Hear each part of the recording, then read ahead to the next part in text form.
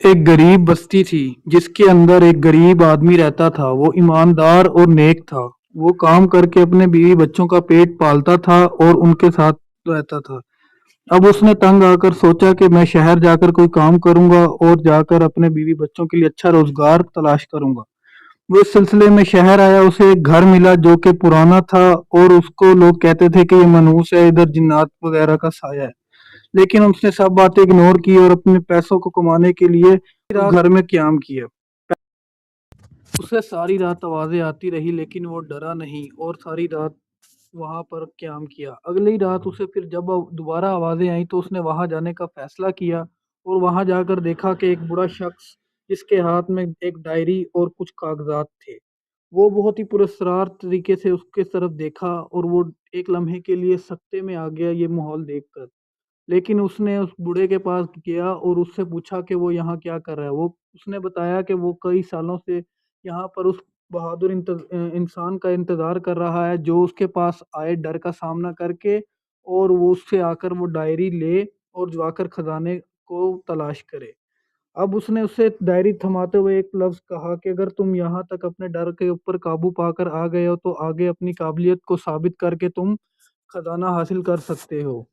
लेकिन उसने ना हाँ या ना में जवाब नहीं दिया और उससे डायरी अपने हाथ में थाम ली और बूढ़ा अचानक गायब हो गया, जैसे कि वो वहां पर था ही नहीं।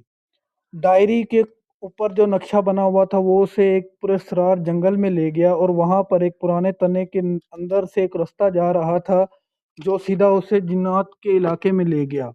वहां पर जाते ही उसने देखा कि बड़े बड़े जिन उसका इंतजार कर रहे थे, लेकिन उसने जाते ही जब दोबारा डायरी की तरफ देखा तो तेल अपने जिस्म पर मला और वो जिन्नात की नज़रों से बच गया। वो आगे चलता गया और उसने देखा कि सोने और चांदी के पहाड़ हर जगह थे। कीमती पत्थर दस्ते में पड़े हुए थे। अब उसने उठाने का फैसला किया लेकिन वो उठा नहीं सका। उसके दिल में ये लालच थी कि सारा सोना वो अपने पास रखेगा। वो दोबारा उसी हवेली में गया। उसे वही बूढ़ा शख्स नजर आया। उसने कहा कि अगर तुम लालच के साथ वहां से कोई चीज उठाना चाहोगे तो कभी भी नहीं उठा सकोगे। अगर तुम्हारा दिल साफ होगा, तुम गरीबों की मदद करोगे तो तुम वहां से कुछ लेके आ सकते हो। तो वो दोबारा उधर गया। उसने अपने वहां पहुंचा और जाकर उसने कीमती पत्थर और सोने को इकट्ठा किया और जैसे ही उसने अपने हाथ में सोना और कीमती पत्थर लिया और वो वापस आ गया। अब वो उसने वापस आकर यहाँ पे आकर बहुत बड़ा महल बनाया और अपने बीवी बच्चों को वहां सेट किया और वो खुशी खुशी रहने लगे। और वो जब भी कोई गरीब उस मदद के लिए आता वो उसकी मदद करता और उसको एक अच्छा घर रहने के लिए दे देता ताकि वो अपनी अच्छी जिंदगी गुजार सके। कहने का मकसद है कि ईमानदारी और बहादुरी बहुत बड़ी